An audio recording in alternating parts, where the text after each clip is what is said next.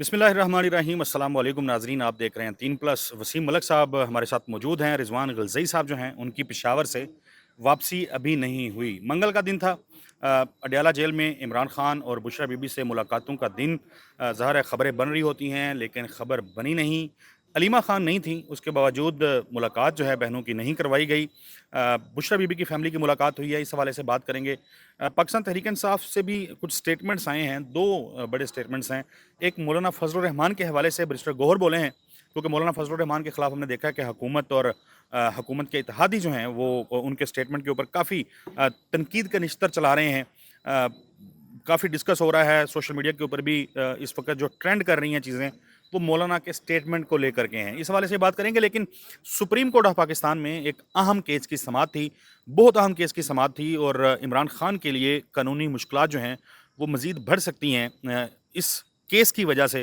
اس کی تفصیلات کیا ہیں وسیم ملک صاحب؟ پہلے میرا خیال ہے کہ سپریم کورٹ سے یہ آغاز کر لیں، ذرا ناظرین کے لیے بتا دیں کہ آج جو کیس تھا وہ کیوں اہم تھا، تھوڑا سا بیک گراؤنڈ بھی بتائیں اور آج ہوا کیا ہے۔ اچھا، آپ کی اجازت سے میں چاہتا ہوں کہ ویڈیو کے پھر اگلے حصے میں ہم ذرا آزاد کشمیر کی جو صورتحال ہے اس پر جی بھی مختصراً گفتگو کریں گے۔ جی دیکھیے ایسا چودھری صاحب، سپریم کورٹ آف پاکستان میں جو مقدمہ تھا، ویسے تو اس وقت پاکستان تحریک انصاف کی قیادت بھی، ان کے وکلاء بھی یا پھر ان کے کارکن بھی اور ویورز بھی وہ یہ کہتے ہیں کہ جب آپ عدالتوں میں بات کرتے ہیں تو آپ وقت کا ضیاع کر رہے ہوتے ہیں، آپ نہیں جانتے کہ عدالتیں اس وقت کس صورتحال میں ہیں، کس کیپیسٹی میں ہیں، کیا وہ کچھ کرنے کی کرج بھی رکھتی ہیں یا نہیں رکھتی۔ تو میں اس لیے اس معاملے کو اہم سمجھتا ہوں کہ جو ہم تک بطور صحافی سابق وزیر اعظم عمران خان کی اڈیالہ جیل کی آخری سٹیٹمنٹس پہنچی ہیں، اس میں تو انہوں نے کہا کہ جی میرے وکلا کو کہو کہ وہ عدالتوں میں بیٹھے ہیں، وہ پریشر کریٹ کر رہے ہیں، وہ وہاں پر دھرنا دینا پڑتا ہے، احتجاج کرنا پڑتا ہے، میں کسی ڈیل کے نتیجے میں نہیں، میں عدالتوں کے ذریعے باہر آؤں گا۔ تو پھر جب عمران خان صاحب یہ سمجھتے ہیں تو جو ان کی ایک عدالتوں کے حوالے سے حکمت عملی ہے تو پھر ان کی قانونی ٹیم کی بھی ہونی چاہیے۔ تو ایک ایسا معاملہ جو کہ میں یہ سمجھتا ہوں کہ سابق وزیر اعظم عمران خان کی اس وقت کی قید کے معاملے کا ایک حتمی مرحلہ تھا، اس میں پاکستان تحریک انصاف یا عمران خان کے وکلاء یا ان کی قانونی ٹیم فریق ہی نہیں بنی، کمرہ عدالت میں نہیں گئی، وہاں عمران خان صاحب کی نمائندگی تک نہیں تھی۔ فیصلہ ادھر وے کوئی بھی آئے، براہ راست اثر پڑے گا سابق وزیر اعظم عمران خان اور بشرا بی بی کی اڈیالہ جیل قید کا۔ ہم اس پہ پہلے رپورٹ بھی یعنی کر چکے ہیں۔ اس پہ پاکستان تحریک انصاف کی لیگل ٹیم جو ہے وہ آ کے لڑتی بھرپور انداز میں تو عمران خان کی رہائی کا راستہ ہموار ہو سکتا تھا، یعنی اس کیس کی وجہ سے 190 ملین خاص طور پہ۔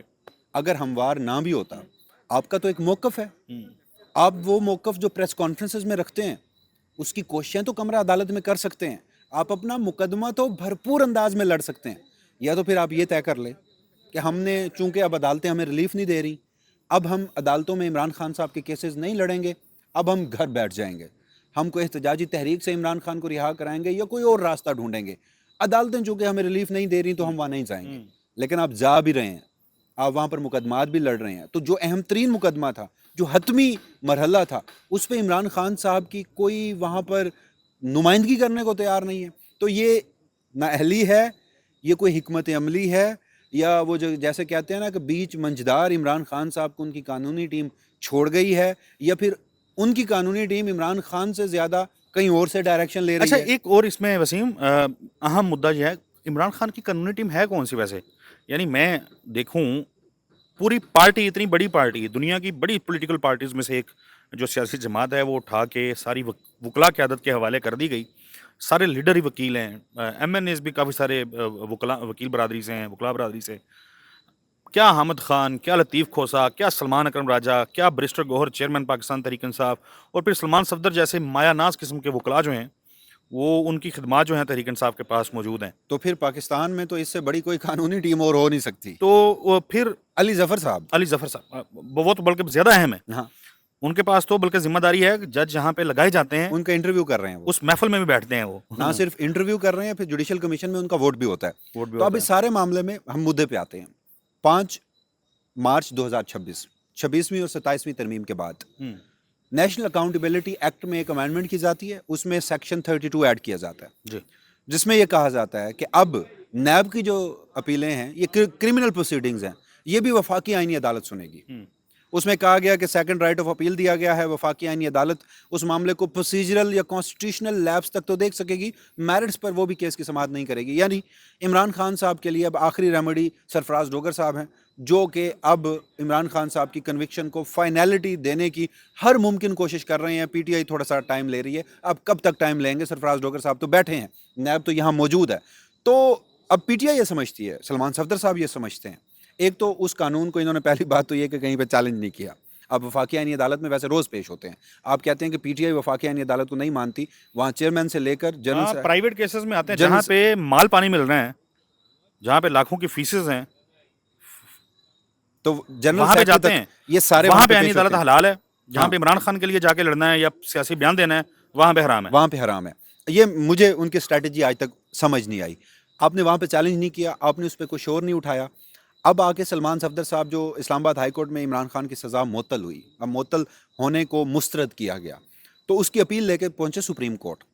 ایک تو وہ یہ سمجھتے ہیں کہ یہ سپریم کورٹ سنے گی, آئینی عدالت نہیں سنے گی. پھر اسی پٹیشن میں وہ جو ان کے خلاف قانون سازی ہوئی ہے, یہ پرسن اسپیسیفک قانون سازی ہے, جو عمران خان کے مقدمات کو سامنے رکھ کر. عمران خان اس وقت 2 مقدمات میں کنوکٹڈ ہیں بس, توشہ خانہ 190 ملین, دونوں نیب کے مقدمات ہیں. جب آپ کے لیڈر کے خلاف ایک قانون سازی ہوئی, اس پہ آپ نے شور بھی نہیں ڈالا, اور پھر آپ اپنی درخواست میں سلمان صفدر صاحب لکھ رہے ہیں ہاں ہاں سزا معطلی تسی سن لو, سپریم کورٹ والے مرکزی اپیل تے اسی آئینی عدالت جاواں گے. یعنی خود تسلیم کر رہے ہیں. اچھا چلیں آپ یہاں پہ آ گئے, رجسٹرار آفس نے آپ کی درخواست کو اٹھا کے پھینک دیا, اور انہوں نے کہا کہ آئینی عدالت جائیے. آپ باہر پریس کانفرنس کرتے ہیں اور آپ کہتے ہیں کہ نہیں, قانون میں سکم ہے, جو کہ قانون میں سکم موجود ہے. ایسا سکم ہے کہ آج اٹارنی جنرل آف پاکستان, جو کہ ان کے پاس جواب نہیں تھا. خود کو ونڈر بوائے بھی سمجھتے ہیں, اور بڑے بڑے عہدوں کے لیے وہ اس وقت خواب بھی دیکھ رہے ہیں, ان کے پاس جواب تک نہیں تھا. جب محمد علی مدر صاحب نے ان سے پوچھا کہ قانون میں تو یہ سکم ہے, وہ بھی جواب نہیں دے پائے. تو بجائے آپ جاتے, آپ وہاں مقدمہ پیش کرتے. اچھا پھر اس میں ایک اور چیز دیکھیے, سپریم کورٹ میں ہم صحافی کئی عرصے سے یہ رپورٹ کر رہے ہیں کہ چونکہ یہ عمران خان نہیں, کئی ایسے نیب کے ملزمان ہیں تو ان کے میں معاملات ہیں. تو سپریم کورٹ نے ایک بینچ بنایا اور کہا کہ جو زیر التوا مقدمات ہیں یا جو ضمانت کا معاملہ ہے, یہ ہم سنیں گے یا وفاقی آئینی عدالت سنے گی, اس پر سپریم کورٹ طے کرے گی. اب اس پہ بھی سوال ہے کہ سپریم کورٹ آج کل قانون کی تشریح کیسے کر سکتی ہے 27ویں آئینی ترمیم کے بعد. ہاں وہ تو اس کے لیے تو آپ نے ایک عدالت کھڑی کی ہے جہاں پہ اربوں روپے لگا کے اس کا بجٹ آپ نے مختص کیا جی ہے, ہاں تو یہ قانونی تشریح تو اس نے کرنی ہے, تو اس نے سپریم کرنی. کورٹ سن کیسے رہی ہے؟ اچھا آپ پھر کوئی فیصلہ کر لیں گے, وفاقی آئینی عدالت آپ کے فیصلہ ماننے کے پابند ہے نہیں ہے, آپ ایپلیٹ کورٹ نہیں ہے. نہیں ہے. خیر ایک مشق تو ہوئی. اب وہاں پر یہ مقدمہ سماعت کے لیے مقرر تھا, ہم رپورٹ کر رہے تھے, پی ٹی آئی سے پوچھ رہے تھے, سلمان صفدر سے پوچھ رہے تھے بطور صحافی کہ حضور آپ کی جو درخواست اٹھا کے انہوں نے باہر پھینکی تھی, آپ کہہ رہے تھے کہ ہم چیمبر اپیل فائل کریں گے, وہ کب کی چیمبر اپیل فائل کب کریں گے؟ کوئی جواب نہیں آ رہا تھا, خاموشی تھی.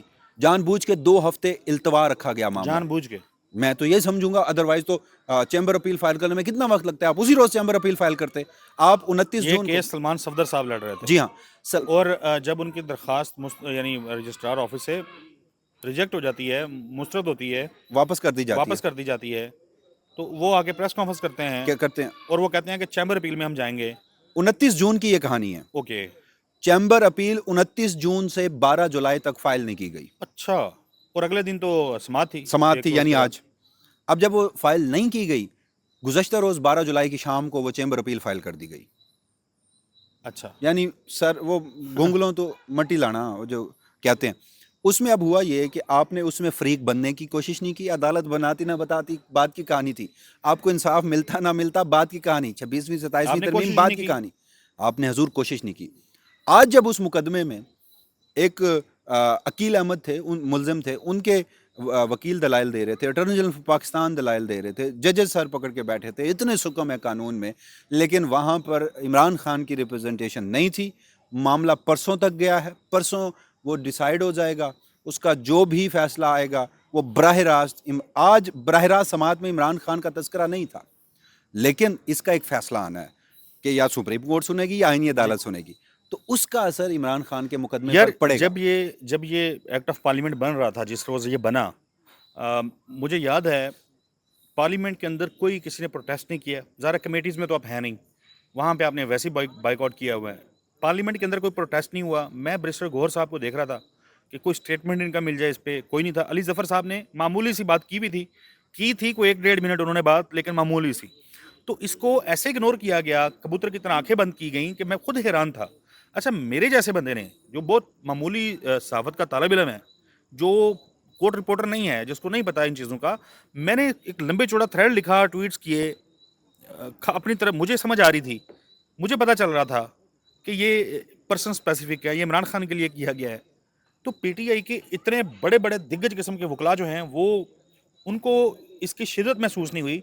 और अब भी जब ये मामला जेर समात है, किसी और की पटिशन के ऊपर ये मामला चल रहा है सुप्रीम कोर्ट ऑफ पाकिस्तान में, तो वहाँ पे पाकिस्तान तहरीक इंसाफ की कानूनी टीम की जो कारकर्दगी है, जो इमरान खान के क्या क्या अल्फाज अच्छा, इस्तेमाल किए इसमें जाएं। एक और चीज़ भी है। देखिए, आप अपोज़िशन हैं, हुकूमत जहाँ पे कोई गलती करती है, हाँ, तो आप उसको आप आइडेंटिफाई करें। फ़ौरन गिरबान से पकड़ लेना गवर्नमेंट को। आपकी तो लड़ाई है सियासी। इतने सुकम इस कानून में छोड़े गए। एक तो 26वीं तरमीम सुकम ही सुकम, 27वीं तरमीम सुकम ही सुकम, सालों गुजर गए, जजेस बैठ के सर पकड़ के अभी भी बैठे होते हैं, पब्लिकली नहीं बोलते। लेकिन जब हम भी उसको रिपोर्ट कर रहे होते हैं तो दो पैरेलल अदालतें खड़ी कर दी गई, किसी को कोई समझ नहीं आ रही इस मुल्क में हो क्या रहा है। फिर एक ऐसा कानून बनाया जाता है जिसमें अगेन इतनी मुबहम बातें रखी जाती हैं कि आज अटॉर्नी जनरल कह रहे थे कि इसकी हारमोनियस आप तशरीह कर लें तो वफाकी आईनी अदालत सुन सकती है। दलाइल उनके पास कोई नहीं थे। जब इतने बड़े लूप होल छोड़े जा रहे हैं, हजूर आपके पास सियासी दिमाग भी हैं, कानूनी दिमाग भी हैं, आप क्या कर रहे हैं? या तो फिर इमरान खान को जाइए बता दीजिए कि हम आपकी जंग नहीं लड़ सकते, या फिर आप ये भी बता दीजिए कि आप कानूनी नुमाइंदगी तो इमरान खान की अदालतों में कर रहे हैं, लेकिन फिर मैं ये सवाल क्यों ना करूं कि आप फिर डायरेक्शंस कहीं और से ले रहे हैं, क्या कर रहे हैं आप? ये बड़ा अहम आपने बहरहाल सवाल उठाया है। इस हवाले से अब देखते हैं कि अब मार्जिन है वैसे तरीके साहब के पास अभी भी, कोई यानी मार्जिन नहीं है इस अब वक्त, या तो यानी नहीं है इस वक्त कोई मार्जिन नहीं। आप फ्रीक नहीं बन सकते। परसों या उसके एक समात के बाद आपका मामला जो है या ये मामला जो है वो डिसाइड कर दिया जाएगा। Okay, so supreme court of Pakistan में जो हुआ, वसीम मलिक साहब ने बड़ी तफसील से आपको बताया। अडयाला में भी आज ज़ाहिर है मुलाकातों का दिन था, तो बैरिस्टर गौहर भी गए हुए थे, सलमान अकरम राजा साहब भी वहाँ पे पाए गए, उनका भी इंटरव्यूज़ वगैरह मैंने देखे हैं, चल रहे हैं। 270 रोज़ हो चुके हैं इमरान खान से मुलाकात हुए। जब पार्टी किसी रहनुमा की मुलाकात करवाई गई, 270 रोज़ से उनकी फैमिली की मुलाकातें, रहनुमाओं की, दोस्तों की मुलाकातें जो हैं वो बंद हैं। उस पे उन्होंने कहा है कि सलमान बैरिस्टर गौहर साहब ने कहा है, स्टेटमेंट जो उनका एक आता है कि मुलाकात होनी चाहिए, तो मुझे भी पता है कि होनी चाहिए। शायद वसीम मलिक जो हैं वो मुलाकातें ना होने पे बतौर सहाफ़ी, बतौर पाकिस्तान के शहरी, उन्होंने ज़्यादा आवाज़ उठाई हो, जितनी आवाज़ खुद बैरिस्टर गौहर साहब ने उठाई हुई है, या जितनी आवाज़ सलमान अकरम राजा साहब या इनकी कानूनी टीम जो है, लीगल टीम ख़ास तौर पे उसने उठाई है, या जो पॉलिटिकल टीम है वो तो वैसे ही मंजर आम से गायब है। तो वसीम मलिक साहब, एतराज़ जो है वो ये किया जाता था कि अलीमा खान आती हैं, बड़े सख्त स्टेटमेंट्स देती हैं, अलीमा खान जब तक आके मुलाकात करना चाहेंगी, मुलाकात नहीं करवाई जाएगी, वो आती हैं, आके बातें बाहर मीडिया के सामने कर देती हैं, वगैरह वगैरह। और बीच में फिर खबरें आईं, बहनों ने यह क्लेम किया था कि पाकिस्तान तहरीक इंसाफ की क़यादत आके कह रही है कि फ़लाँ बहन जो है वो चली जाए, उसकी मुलाकात हो जाएगी। तो आज अलीमा खान नहीं थी। आज मुलाकात अगर करवानी होती, जो बहुत सारे हमारे दोस्त ये भी बता रहे थे कि मामला हो रहे हैं सेटल, अनकरीब मुलाकात हो जाएगी। तो 3 हफ्ते पहले लग रहा था कि शायद मुलाकात होने ही वाली है, फिर लगा कि नहीं यार, इस हफ्ते नहीं हुई, चलो अगले हफ्ते हो जाएगी। अब इस मंगल बड़ा अहम दिन था, अगर बातचीत हो रही होती, मफाहमत हो रही होती, मुज़ाकरात हो रहे होते, तो आज अलीमा खान भी वहाँ पे नहीं थी, जिनके ऊपर एतराज़ ये हो रहा है कि वो चतराल चली गई हैं ठंडे मौसम को एंजॉय करने के लिए। तो आज मुलाकात करवा दी जानी चाहिए थी, लेकिन आज भी मुलाकात नहीं हुई। बुशरा बीबी की फैमिली जो है, उनकी मेरे ख्याल में बेटी और सिस्टर शायद गई थी या भाभी, भाभी थी, बेटी और उनकी भाभी। मुलाकात जो है वो करवाई गई है। 40 मिनट तक वो मुलाकात जारी रही है। इतना बताया गया है कि बुशरा बीबी ने अपने सेहत के हवाले से जो है उन्हें आगाह किया है। इसके अलावा ज़ाहिर है पहले वहाँ से कोई ना कोई खबर आ जाती थी मीडिया के अंदर, कुछ लोगों को ज़ाहिर है वो बता देते थे, अपने ज़ाहिर है अजीज़ अकारब जानने वाले, तो खबर निकल के आती थी। अब तीसरी ये गालबन उनकी ये मुलाकात थी, लेकिन वहाँ से भी किसी किस्म का कोई पैगाम, कोई खबर जो है वो बाहर नहीं आ रही। देखिए, ऑब्वियस है, अलीमा खान साहिबा अगर मौजूद नहीं थी, देखिए एक तो बात ये की जाती है ना कि उन्होंने मुलाकात नहीं करने दी, और ये जो खबर थी कि नौरीन नियाज़ी साहिबा जाके मुलाकात कर रहे हैं, वो अलीमा खान साहिबा ने खुद उसकी एक प्रेस कॉन्फ्रेंस में तस्दीक भी की हुई है कि ये सब कुछ हुआ था। हुँ। तो जब हुआ था तो उसका मतलब है खबर भी ठीक थी। तो अब अगर अलीमा खान साहिबा वहाँ नहीं थी तो बाकी बहनें तो उनकी मानती हैं, तीनों इत्तेफाक से चलती हैं। तो अलीमा खान का होना या ना होना ये मैटर नहीं करता था। हाँ, वो गईं, एहतमाम हुज्जत हुआ, मुलाकात नहीं हुई, नए प्रेसिडेंट रोज़ाना की बुनियाद पर तय हो रहे हैं। और जब हम फिर चूँकि ये एक बात जब होती है कि बहन नहीं मिलना चाहती, तो फिर ये एतराज़ लोगों का बड़ा जेन्युइन है کہ جی آپ بہنوں پہ تو سارا ملبہ ڈال دیتے ہیں, جو ملاقات نہیں کروا رہے ان کے خلاف کیا. تو ان کے خلاف بھی بات ہوتی ہے کہ اب ایک سسٹم بن ایسا گیا, وہ بدماشی. یار عمران خان, یعنی میں سوچ رہا ہوں کہ عمران خان جیسا شخص, اتنا مقبول سیاسی لیڈر, 270 دن ہو گئے ہیں اس سے ملاقاتیں نہیں ہوئیں, اور یہ جن کو بنی بنائی دیگ ملی ہوئی ہے, بنی بنائی کھیر جو کھا رہے ہیں, چاٹ رہے ہیں کھیر, وہ کچھ بھی نہیں کر سکے یار. دیکھیں اس وقت ایک چیز ہے, جس قدر سسٹم کیپچر کیا ہوا ہے اور جو باہر کی قیادت ہے, فواد چودھری صاحب روز بیٹھ کر پی ٹی آئی کی باہر کی قیادت کے اوپر ایسے تنقید کرتے ہیں کہ سب چیزوں کے ذمہ دار یہی ہے, ان میں خامیاں ہیں. لیکن جس حد تک سسٹم کو کیپچر کیا گیا ہے, فواد چودھری صاحب بھی چیئرمین پی ٹی آئی ہوتے تو وہ شاید بیشتر گوہر صاحب سے کچھ زیادہ ہی آگے مان رہے ہوتے, تسلیم کر رہے ہوتے, یا ڈائریکشنز پر زیادہ چل رہے ہوتے. بیرسٹر گوہر صاحب کا چونکہ آپ نے تذکرہ کر دیا, تو یہ ایک اور کوئی اسٹیٹمنٹ بیرسٹر گوہر صاحب نے دیا ہے, میں نے نہیں دیکھا, مولانا فضل الرحمان کے حوالے سے, اس کی ذرا تفصیلات بتائیں. حکومت تو ظاہر تنقید کر رہی ہے, آج ہم نے دیکھا وہ راول پنڈی کا ایک شخص, وہ پی ٹی آئی میں بھی ہوتے تھے تو بڑی گالن گلوچ کیا کرتے تھے, انہوں نے بھی آج مولانا فضل الرحمان کے خلاف پریس کانفرنس کیا, جو پارٹی چھوڑ گئے تھے اور پھر بعد میں کسی اور جماعت میں شامل ہوئے, الیکشن مہم کے لیے نکلے, تو محلے داروں نے انہیں سمجھایا کہ پتر کار نام نہیں یاد آپ کو, کیا نام ہے ویسے ان کا؟ ادھر پریس کانفرنس کیا شاید انہوں نے, نیشنل پریس کلب میں پریس کانفرنس داڑھی والے, فیاض الحسن چوہان. فیاض الحسن چوہان. دیکھیے وہ کسی نے بڑا خوبصورت اس پہ کامنٹ کیا ہوا تھا کہ جے گل فیاض الحسن چوہان تے آ گئی ہے تو پھر مولانا فضل الرحمان نال صلح کر لو تسی. مسئلہ یہاں سے شروع ہوتا ہے کہ قصور میں وہ ایک خطاب کرتے ہیں. مولانا فضل الرحمان جوش خطابت میں بڑی تلخ اور بڑی سخت گفتگو بھی کر جاتے ہیں. ٹھیک ہے, اب یہ چیزیں ہم نے بھی پہلے رپورٹ کی ہوئی ہیں کہ امن و امان کا تو مسئلہ ہے, بلوچستان میں بھی ہے, پختونخوا میں بھی ہے بڑی حد تک. اب تو یہ اطلاعات آ رہی ہیں کہ وہ سوات تک طالبان دوبارہ آ رہے ہیں مبینہ طور پر, یہ بھی 2-3 سے رپورٹ ہو رہا ہے. اب اس میں کس حد تک صداقت ہے یا نہیں, لوگ تو رپورٹ کر رہے ہیں, اور اس پر ہمارے کوئی سیکیورٹی اداروں کا کوئی اس حوالے سے ابھی تک کوئی موقف بھی نہیں آیا, نہ صوبائی حکومت کا نہ مرکز میں. اب اس معاملے میں یہ چیزیں ہم بھی پہلے رپورٹ کر چکے ہیں, وہاں کے لوگ بھی یہ بتا چکے ہیں کہ ہمیں یہ کہا جاتا ہے کہ آپ بھی لڑیں ہمارے ساتھ دہشت گردوں کے خلاف. تو اسی بات کو مولانا ایڈریس کر رہے تھے, انہوں نے ایک گفتگو کی. اس گفتگو میں انہوں نے یہ بھی کہا کہ آپ جب ہمیں کہتے ہیں کہ لشکر بنا کے لڑو, تو بھائی یہ کام تو آپ کا ہے دفاع کا, تو اپنی ذمہ داری آپ سنبھالیں. انہوں نے اسے سخت انداز میں بھی گفتگو کی, شہداء کے حوالے سے بھی کی, جو میں یہ سمجھتا ہوں کہ پرسنلی نامناسب تھی. اب مولانا فضل الرحمان حضور آپ کے سسٹم کا حصہ ہیں. 26ویں ترمیم یا آج یہ سسٹم, یہ جو ہائبرڈ سسٹم ہے, اس کے جو آرکیٹیکٹ تھے, اس کے بعد جو اس کی بقا کے لیے آپ نے اقدامات کیے, تو اس میں مولانا صاحب نے آپ کا ساتھ دیا. لیکن اس میں بھی کوئی شک نہیں ہے کہ اگر شہداء کی فہرست اٹھا کے دیکھی جائے تو مولانا فضل الرحمان کی جماعت میں ان کے عالم دین, ان کے پارٹی کے لوگ, ان کے کارکن درجنوں کی تعداد میں ایسے ہیں کہ جو شہید ہوئے ہیں. تو یہ آپ ویسے یہ ایک انفارچونیٹ ہے کہ جو اختلاف کرتا ہے نا, تو ہم اسے دشمن کی صف میں کھڑا کر دیتے ہیں. اس سے بڑی کیا بات ہونی چاہیے. اب 2 چیزیں دیکھیں نا, ایک تو میرا خیال ہے دیکھنا چاہیے کہ مولانا فضل الرحمان جیسا پولیٹیکل فگر جو ہے, جو بڑا رسپانسیبل طریقے سے وہ ریاست کے ساتھ کھڑے ہوتے رہے ہیں, بہت جگہوں پہ وہ بار بار کیٹیگوریکلی کہتے رہے ہیں کہ یار یہ, یعنی امپریشن اس کا یہ جاتا رہا ہے کہ یہ کام ہمارے لیے مشکل ہے, لیکن ہم اس لیے کر رہے ہیں, ہم ریاست کے لیے کر رہے ہیں. قربانیاں بھی انہوں نے بہت دی ہیں. داعش نے, کوئی اس میں شک نہیں ہے کہ انہوں نے نشانہ مولانا فضل الرحمان کو ٹارگٹ کر کے بنایا. ان کے بچوں, فیملی میں سے کچھ لوگوں کو اغوا بھی کیا گیا, جو انہوں نے کلیم کیا بعد میں. بہت سارے علماء جو ہیں وہ شہید ہوئے. وہ اب اس کی حساسیت, سینسٹیوٹی وہ اپنی جگہ پہ, ظاہر ہے حکومت کو انڈرسٹینڈ کرنا چاہیے, پریشان ہونا چاہیے کہ مولانا فضل الرحمان یہ بیان دے رہے ہیں تو کیوں دے رہے ہیں, یعنی یہ کیا وجہ بنی ہے کہ مولانا فضل الرحمان یہ بیان دینے پہ مجبور ہوئے ہیں. پیرالل میں جو, اچھا یہ جو اس میں اب مولانا فضل الرحمان جو ہیں, ہو سکتا ہے ان کو پریس کانفرنس ہو, ظاہر ہے اگر ہمیں موقع ملے, مولانا فضل الرحمان کے صاحب کے پاس ہم ایک آدھ دفعہ گئے بھی ہیں, ملاقات بھی ہماری ہوئی کوئی میرے خیال 6-8 مہینے پہلے. ہمیں دوبارہ موقع ملے تو میں ان سے یہ سوال کرنا چاہوں گا کہ مولانا صاحب آپ نے یہ کیا بیان اسٹیٹمنٹ دیا ہے کہ تم تنخواہ لیتے ہو, اگر شہید ہوتے ہو تو تنخواہ لیتے ہو. یعنی جو ہمارے قوم کے شہداء ہیں, جو ماؤں کے بچے, اب اس کی وجہ جو ماؤں کے بچے پاکستان کی سرحدوں کی حفاظت کے لیے, پاکستان کی خود مختاری اور سالمیت کے لیے اپنی جانوں کے نذرانے دے رہے ہیں, کسی طور ہم اس کو تنخواہ کے ساتھ, پیسے کے ساتھ نہیں تول سکتے, اس میں کوئی دو رائے نہیں ہے. بٹ مولانا کیوں بیان دے رہے ہیں, کیا ایشو ہے, اس کو देखिए सुना मैं जाना इसकी चाहिए। तोजीह नहीं पेश कर रहा, हम्म, मैं कह चुका हूँ कि उनके बयान की हैसियत क्या थी, लेकिन एट द सेम टाइम हमें मौलाना के पॉइंट ऑफ व्यू से भी तो देखना होगा। हाँ, मैं वही कह रहा हूँ कि जब हम हुकूमत उनके पॉइंट ऑफ व्यू से देखें तो ये भी एक हकीकत है कि वो पीडीएम के रूहे रवां थे।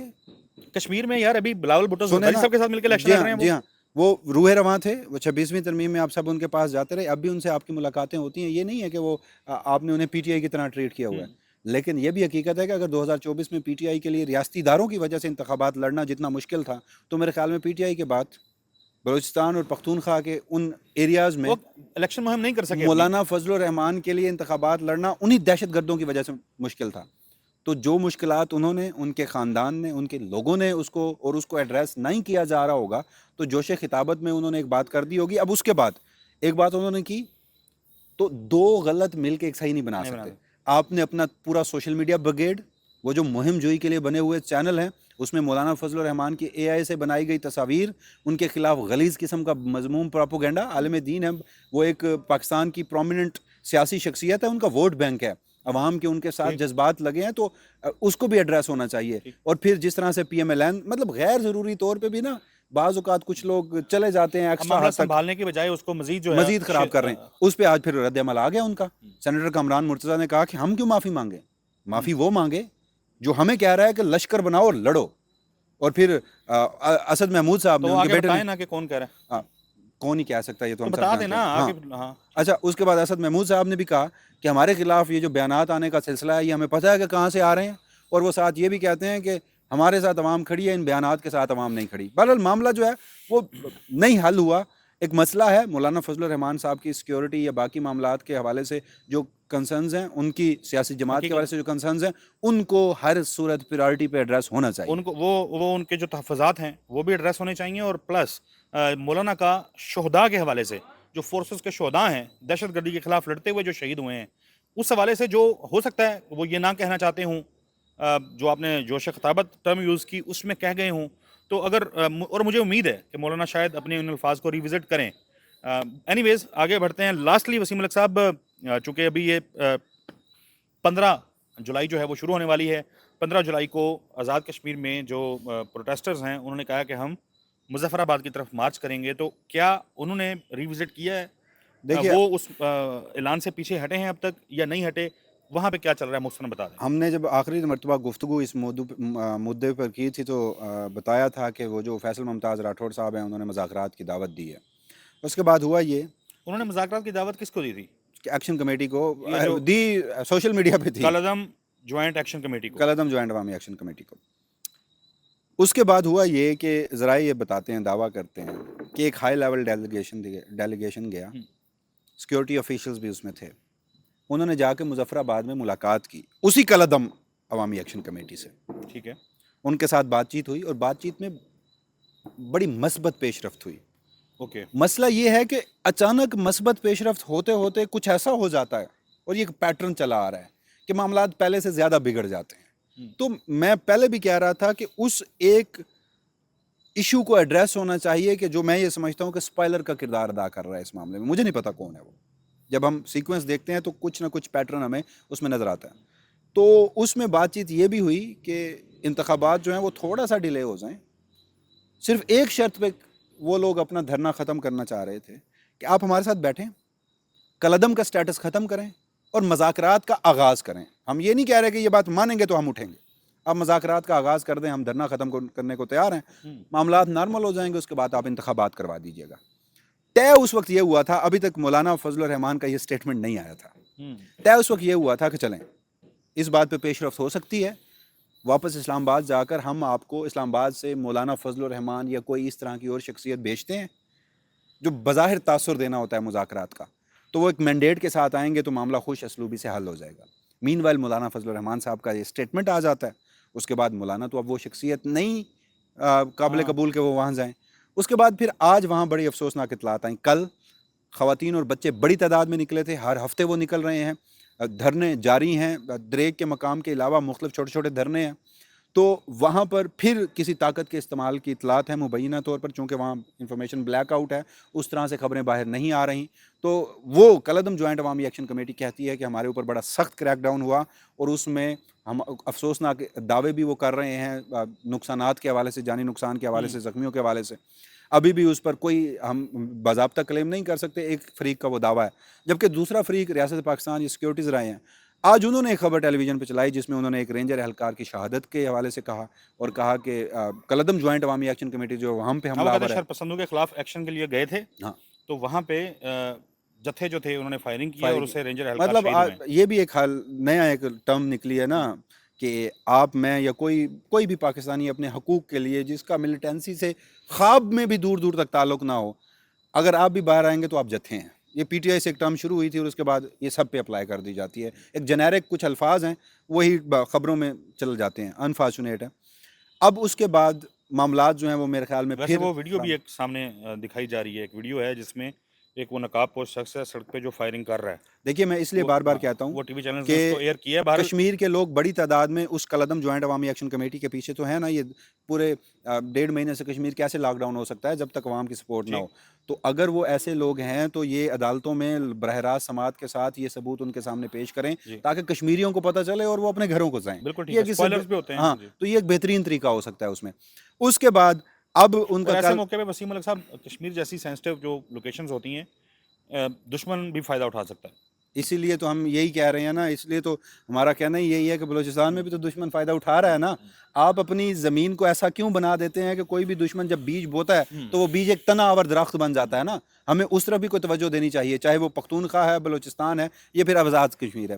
طاقت کا حل اسی لیے ہم کہتے ہیں کہ نہیں ہے، مذاکرات بیٹھنے سے، مل بیٹھنے سے چیزیں حل ہوتی ہیں.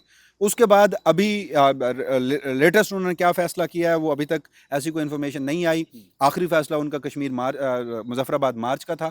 مین وال ایک پیش رفت ہوئی ہے آج بلاول بھٹو زرداری صاحب کے حوالے سے تھا کہ وہ مظفر آباد پہنچے ہیں. فیصل ممتاز راٹھوڑ صاحب نے ان کا استقبال کیا ہے اور وہ انتخابی کیمپین چلائیں گے. اب دیکھنا یہ ہے کہ مظفر آباد کی حد تک جہاں پر ایکشن کمیٹی کا بہت زیادہ ہولڈ نہیں ہے، وہاں پر آپ دکانیں بھی کھلوا لیتے ہیں، دکھاتے ہیں کہ زندگی سعد رفیق صاحب کا بھی اسٹیٹمنٹ ہے، وہ کہتے ہیں کہ کشمیر جو ہے وہ اب انتخابات کے لیے تیار ہے. تیار ہے، تو معمولات کے ان کے مطابق ہے. اسٹیٹمنٹ سے مجھے لگا کہ شاید نواز شریف صاحب جو ہیں وہ گلگت تو گئے تھے تقریر کرنے، یہاں ہو پہ بھی سکتا جائیں ہے گے کہ وہ مظفر آباد، آزاد کشمیر، بلکہ جہاں پہ یہ لیکن پی ایم ایل این کے جو لوگ تھے وہ جو مہاجرین کی نشستیں ہیں اس پہ انتخابی کیمپین کر رہے ہیں. وہ مختلف شادی ہالز میں انتخابی کیمپین چل رہی ہیں.